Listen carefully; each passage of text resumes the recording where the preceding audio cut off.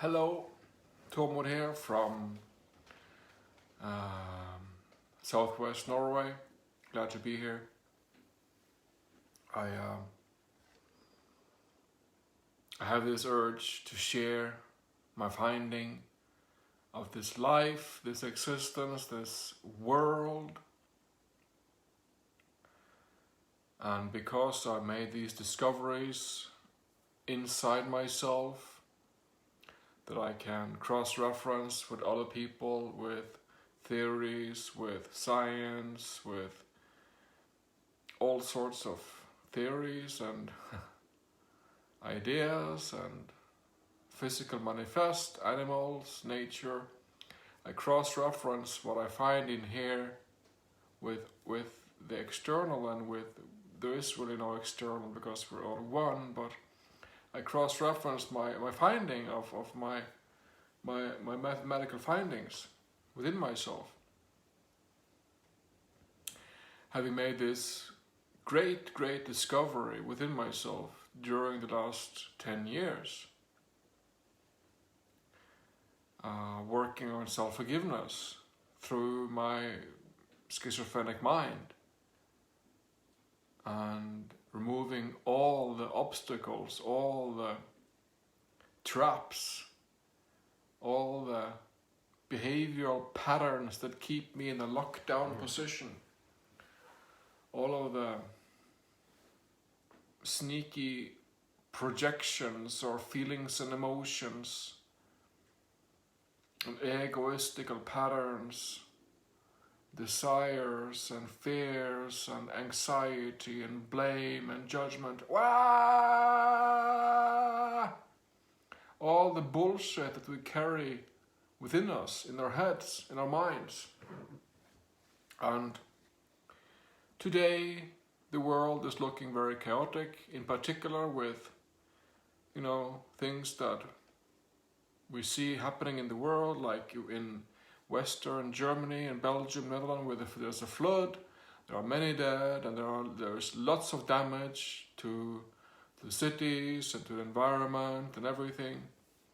And we see, like we see in South Africa, with looting and setting fire to the supermarkets and people dying everywhere, and the chaotic world we live in. So,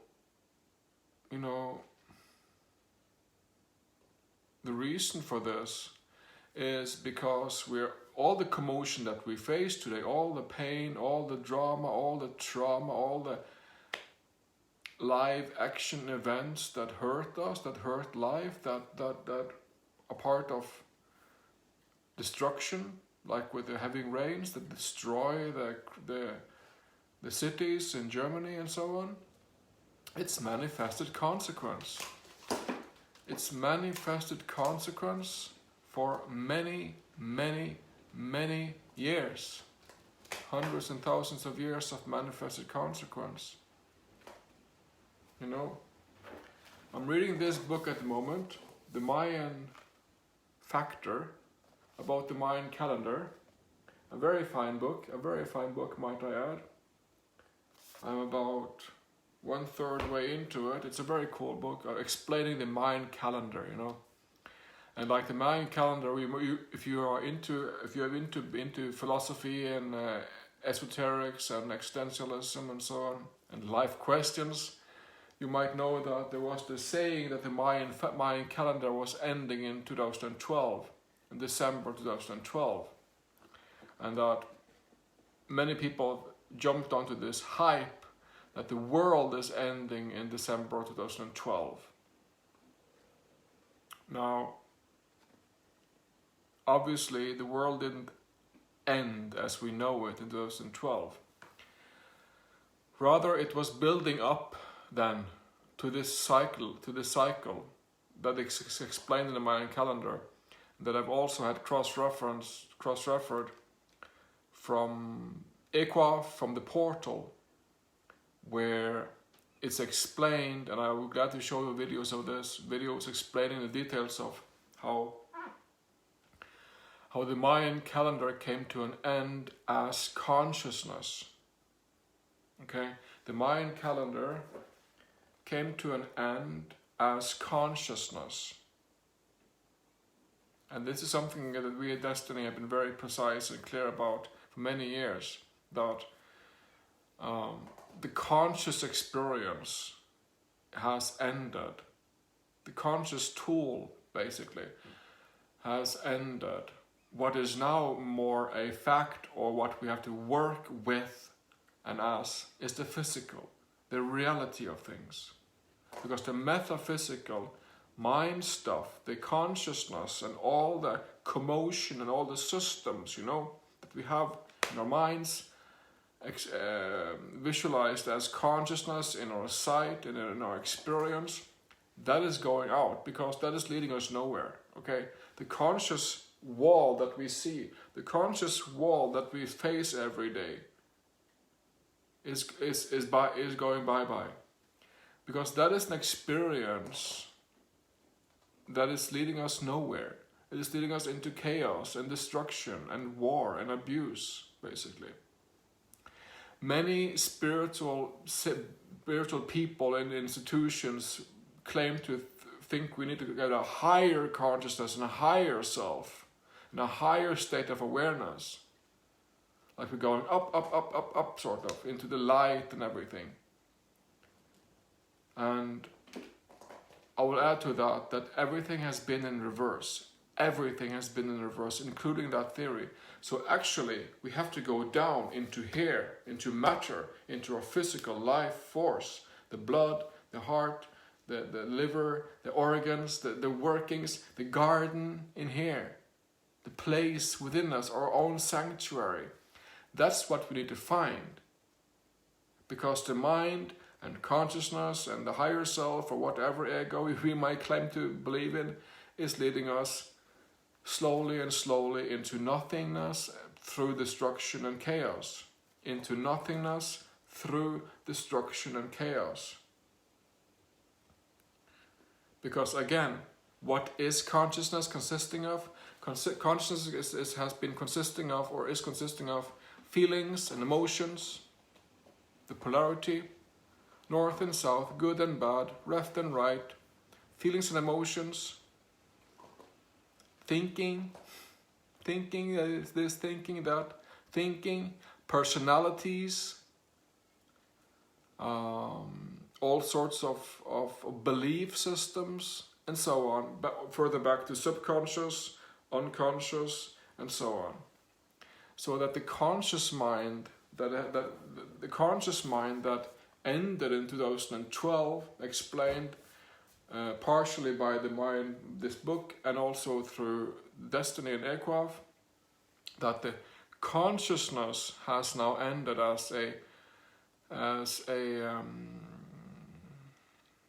esteemable tool, the tool of consciousness to work, for consciousness to have an effect on our lives in a positive manner, in a good manner. That have ended, basically, because it was getting us nowhere. And like for me, I've been working through my mind, through my conscious, subconscious, unconscious mind for 10 years. I've already explained what conscious mind is. Subconscious mind is the family structure and the sexual programming. The subconscious mind is the family structure and the sexual programming. While the unconscious mind is all the world's different lives and different interwoven connectedness.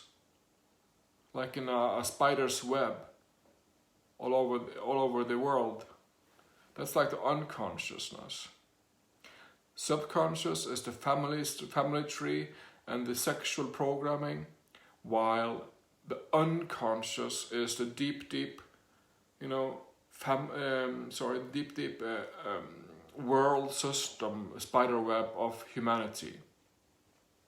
While consciousness is thoughts, feelings, and all. The consciousness is basically all the stuff that's going on in the subconscious, unconscious, projected into this movie screen in our heads, projected into this computer screen in our heads, where we see our personalities, we see feelings, we see emotions as energies, we see our beliefs perhaps, and we see our dreams, our desires, our fears, etc., etc.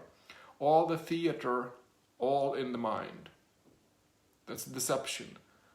Doesn't work any longer. It's getting us nowhere.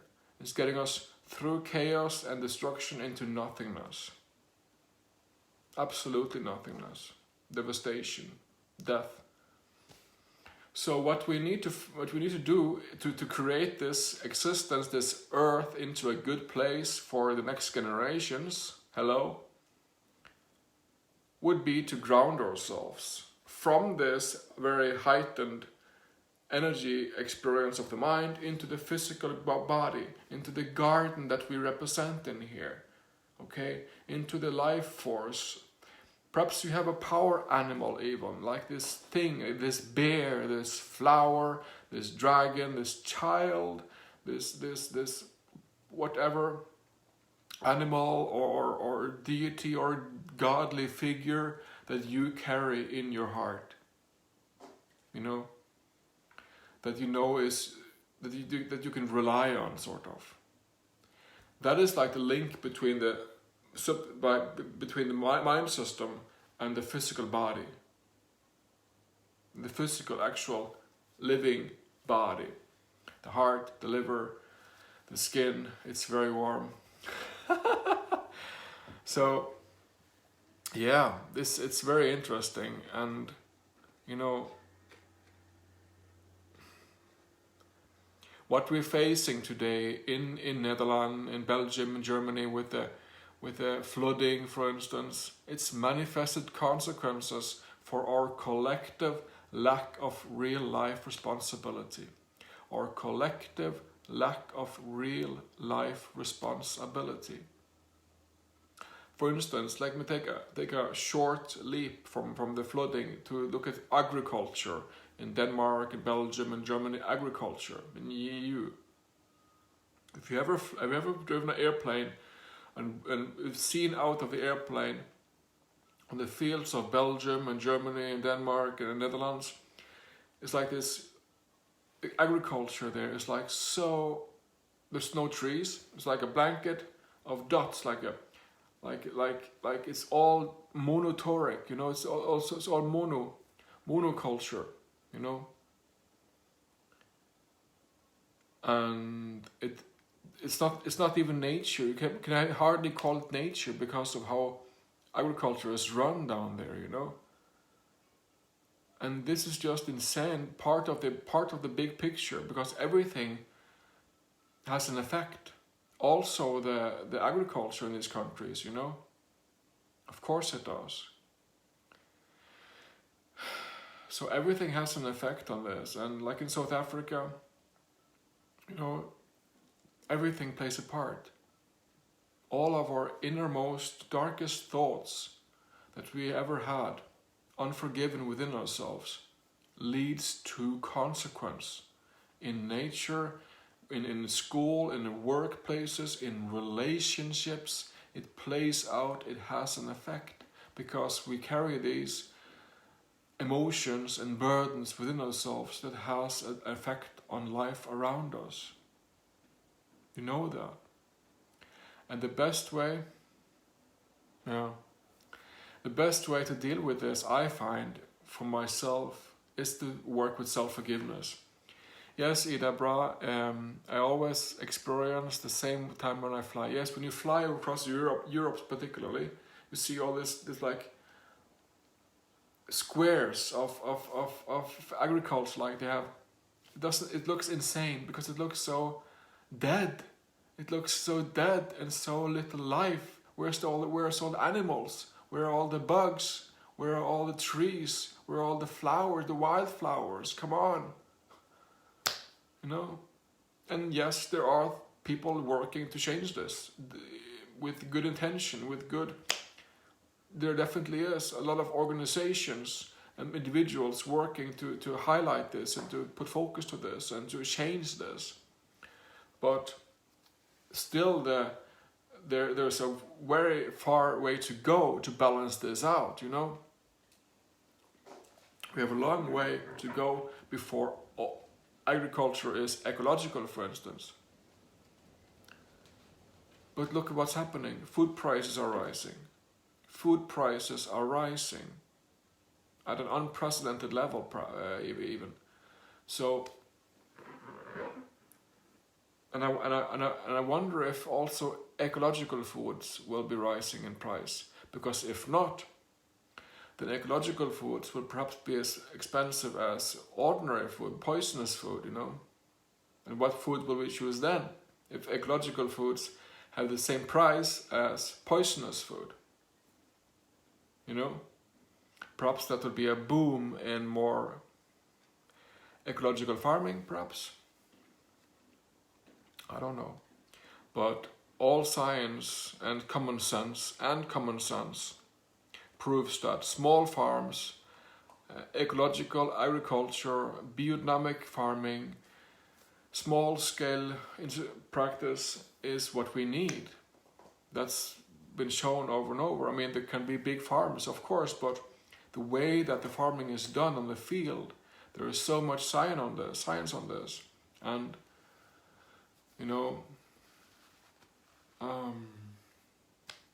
I can give you links and reports if you like that to this. But look at numbers. Half of the food we produce in our world is wasted. Half of it. And about half of us go hungry almost every day sometimes. I mean, it's just insane. It's just so in our faces. Like, if you can just change the system a little bit, I'm sure you feel like the same with me. If you can just change the system like this and like that, for agriculture, for sharing of resources. And the cornerstone of money, if we can change the money system, we change the whole picture around. But also people have to change from within themselves. People have to find themselves in here. Because very many people live having been brainwashed by believing in Trump, or believing in Zuma, or believing in Putin, or believing in Merkel, or believing in leaders, or Elvis, or whatever they believe in, And even the beliefs that are within self, like believing I'm not strong enough, I'm not good enough for this. Self-belief, that's the biggest part, I would say. The belief that I'm not good enough. I don't have what it takes. I'm not strong enough. I'm not pretty enough. All these things, beliefs that we hold within ourselves, that go on through decades in our heads. Believing that we can't do this. I'm not strong enough. I'm not good enough. I don't have what it takes. I can't carry my own weight. I'm a nobody. All this thinking, all this stinking thinking that we carry in our heads, that we feel inferior and low and little, and we have to do other things to prove ourselves. We have to drink alcohol, or we have to take cocaine, or hashish, or pornography, or we have to have God, or we have to have TV, or we have to have Coca-Cola in order to feel good about ourselves, Because we don't feel good about ourselves in here. We're all just locked in the mind, in the screen, in our heads. Instead of being connected, equal and one, from our garden, from the physical life source. We are all equal and one from the physical life force in here. And I've realized this, and I discovered this, and I cannot stop talking about it. I cannot stop talking about it. And that's why it's so simple for me to say that we must create an equal money system, because I don't need more money than you do, and you don't need more money than I do, if we're all given plenty. We can all live like millionaires on planet Earth. We have the technology, we have the science, we have the knowledge, we have the resources, we have everything to create this into a good life. To create this existence into a good life for absolutely all of us. Absolutely every child born can be born into having a security net that this child will be supported through money, through life. All who is born should be given that. But that means change. But that means change. And that means that we individually and collectively have to change our ways. And it's a massive job, I can tell you for sure. But it's worth it. It's a massive job, but it's worth it. And I know that further down the line in my life, when I'm an old grey man perhaps, if I live that long, I don't know, but if I'm an old grey man, I know that my discovery, my finding of myself as divinity, of myself as God, myself as my own creator, yes, myself as my own creator, that will make my day basically, because then I can be reliant on myself for the rest of eternity. When I pass over, whatever happens then, I can rely on, I did what I could, I made my discovery, I forgave myself, I changed myself, I found myself, I embraced myself, because self is the very last frontier to discover. Self as the physical self-awareness is the very last frontier to really discover and learn how to live with.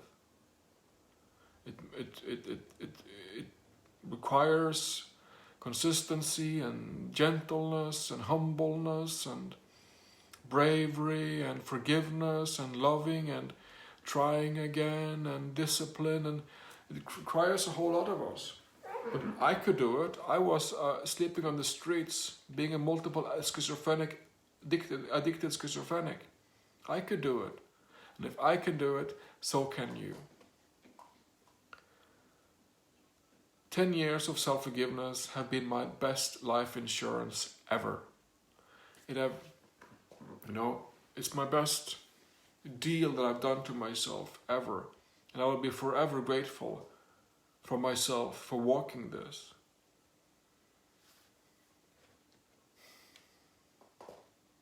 And that's humbling. That's self-humility, basically. So forever, what we're facing now on earth is still manifested consequences because we're not properly waking up, basically. Because there are no wildflowers in agriculture in those places in Europe that are flooded.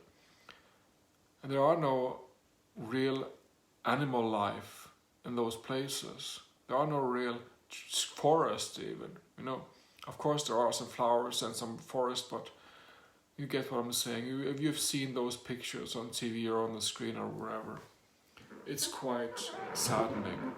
And also when you think that half of that food is wasted to the dump, basically.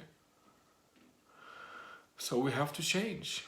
And the more time we use to not forgive ourselves, to not change, the more consequence will come closer and closer to our doorstep to change us. Like with COVID, it goes everywhere, And the lockdown, it's been quite rough, and still we get this climate change with CO2. I don't believe that. This is Mother Nature shaking us. This is Mother Nature giving us consequence. That's what it is in the flooding. So the climate change CO2 deal is a hoax. CO2 is food for plants. And, the planet goes through these changes every so often, every so many hundred or even thousands of years.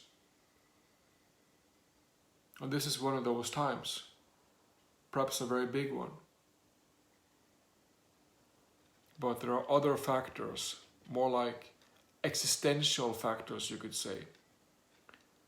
Because I will let you into a little finding that I find, because to believe that CO2 is causing climate change or heating goes into the narrative of what humans breathe out. We humans breathe out CO2. We breathe out CO2.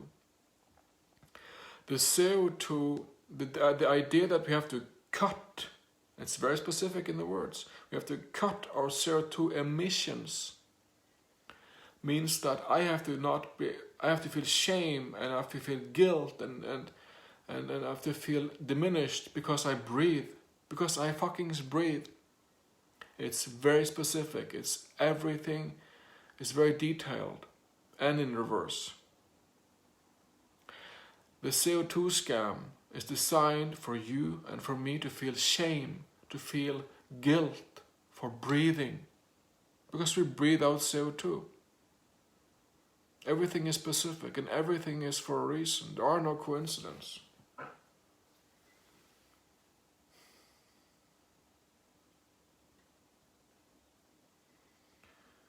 Yeah. So, I know it can be difficult to find ways to change if you struggle with that, but there are ways to change. And even if you start small or start with baby steps, we all start somewhere, you know? We're talking to our neighbors, talking to our close relations, talking to our neighbors, making agreements, making arrangements, making plans together with the neighbors to have a community set up if things collapse, to have a community security net of some sort if things collapse, you know, if things goes to hell. Yeah. So there's lots to consider and to take in, and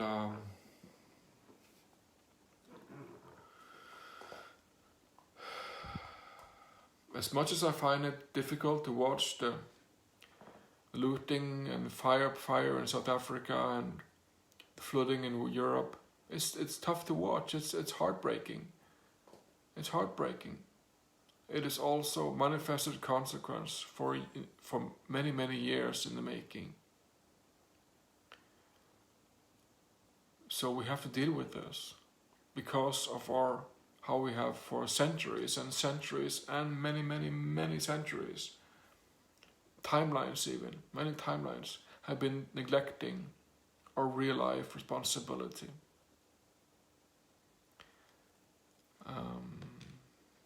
Yeah.